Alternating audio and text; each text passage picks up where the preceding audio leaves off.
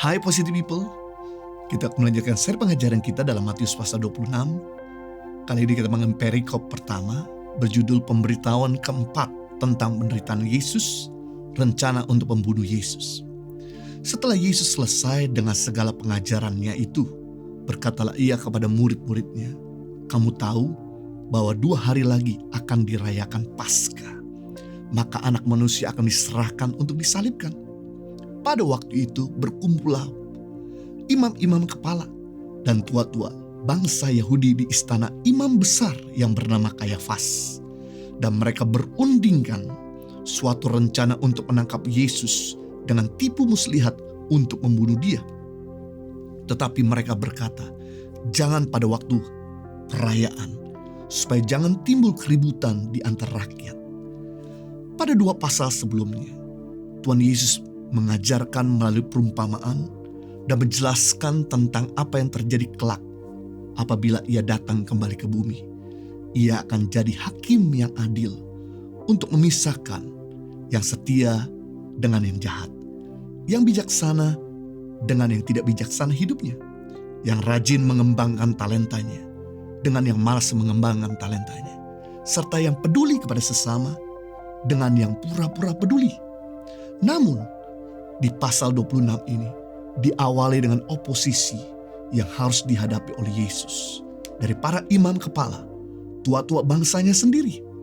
Beberapa hari sebelum perayaan Paskah, mereka semua akan menggiring Yesus untuk menyalibkannya.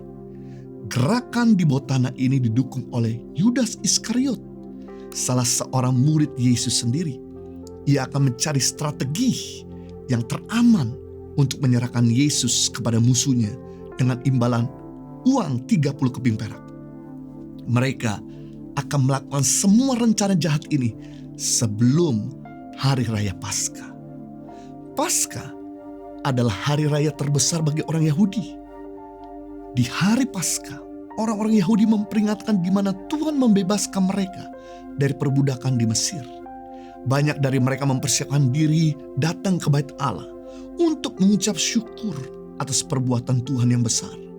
Namun ironisnya, pada waktu itu para imam kepala, tokoh-tokoh agama, termasuk Yudas Iskariot murid Yesus sendiri, bukannya sibuk mempersiapkan diri untuk menyambut hari perayaan Paskah, melainkan mempersiapkan diri untuk merencanakan kejahatan.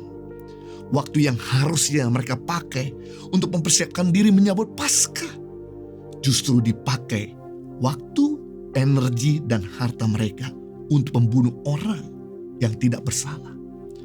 Berbeda dengan wanita Betania yang datang mengurapi Yesus di dalam perikop yang besok kita akan bahas, di mana wanita ini mempersiapkan hartanya dengan membeli minyak wangi yang harganya 300 dinar.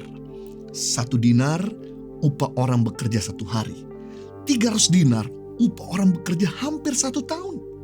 Wanita ini pakai harta yang dikumpulkan selama 1 tahun untuk membeli minyak narwastu murni untuk mengurapi Yesus sebagai persiapan untuk penguburan Tuhannya.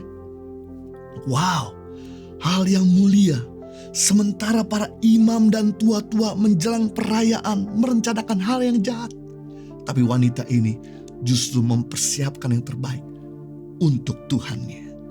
Hal yang sama ketika Yesus lahir, orang-orang Majus datang jauh-jauh dari timur. Bukan dengan pesawat pribadi atau komersial, bukan dengan kendaraan bermotor, tapi dengan onta. Hujan kebasahan, dingin kedinginan, panas kepanasan. Orang-orang Majus ini mengikuti bintang. Hampir 2 tahun perjalanan jauhnya. Ketika mereka berjumpa dengan Yesus, Alkitab dalam bahasa Inggris berkata dengan jelas, Yesus bukan lagi sebagai baby, tapi sebagai toddler yang sudah berusia 2 tahun. Mereka begitu melihat Yesus dalam perjalanan 2 tahun, kelelahan, langsung mempersembahkan emas, kemenyan, dan mur yang sudah dipersiapkan sejak jauh-jauh hari dan menyembah sang raja.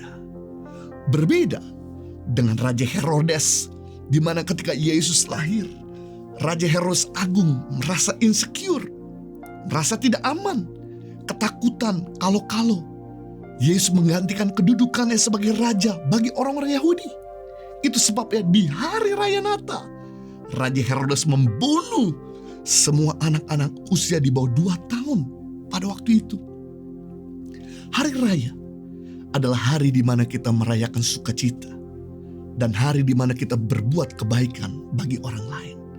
Mari di hari raya ini kita punya kerangka berpikir, bukan apa yang orang lain bisa lakukan pada kita, tapi apa yang kita bisa lakukan terbaik bagi orang lain. Sebagai seorang pimpinan perusahaan, bukan lagi berpikir apa yang bawahan bisa lakukan pada kita, tapi apa yang kita bisa lakukan terbaik bagi bawahan kita. Saya sebagai seorang pimpinan, bukan cuma memikirkan tentang kemajuan organisasi, tapi kami memikirkan semua staf, karyawan yang ada di bawah kami. Kami pikirkan masa depannya, kami pikirkan hidupnya, kami pikirkan keluarganya, kami pikirkan makanan mereka, kami pikirkan pergumulan mereka. Kami bawa dalam doa dan kami berkati apa yang kami bisa lakukan buat mereka.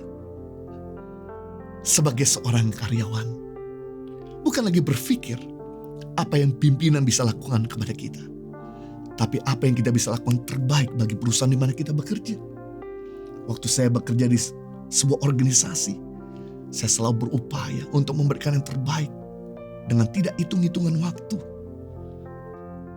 Dengan semua tugas-tugas yang diberikan untuk saya bisa deliver, saya bisa selesaikan sebelum deadline yang ditentukan.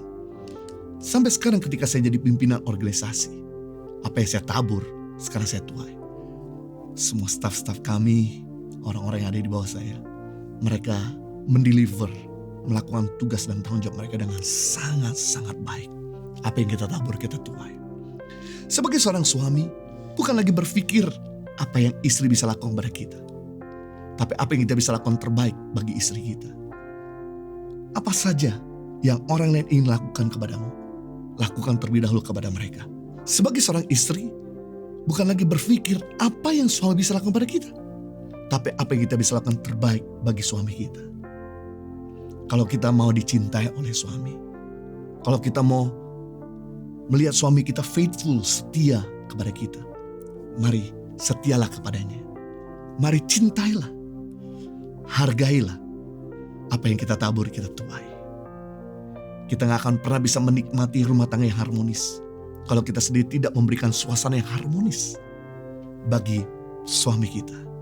Sebagai seorang anak, bukan lagi berpikir apa yang orang tua bisa lakukan pada kita, tapi apa yang kita bisa lakukan terbaik bagi orang tua kita.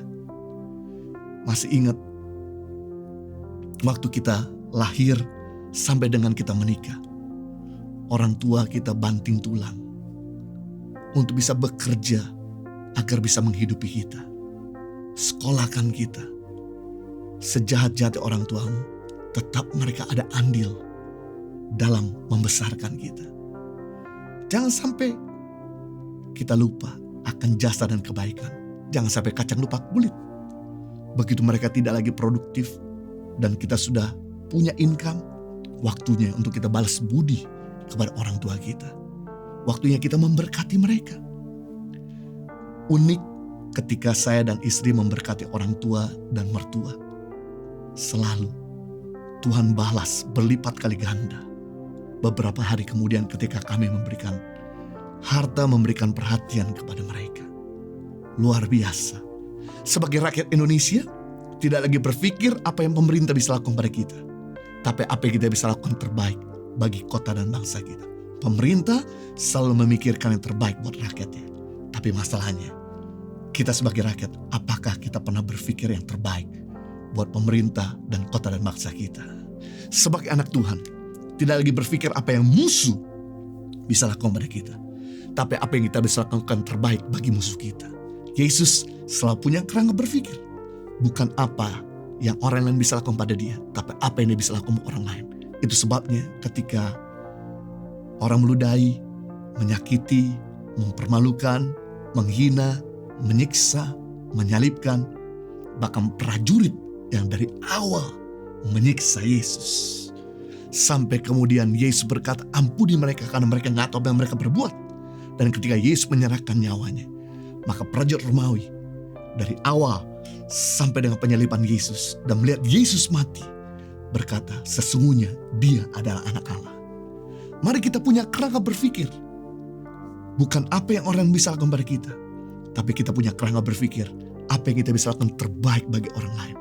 Maka kita bisa mengatasi rasa sakit, dan kita bisa jadi berkat setiap hari bagi orang sekitar kita. Live a better life. God bless you.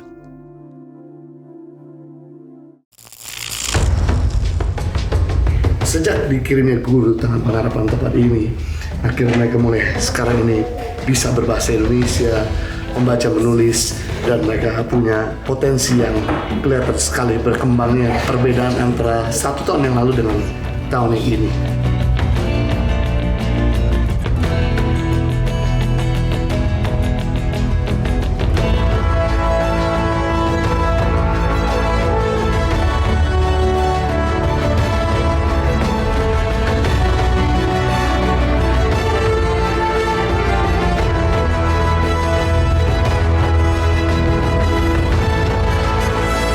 Suka duka, perjuangan guru tangan pengharapan dalam membangun pendidikan di pedalaman Indonesia.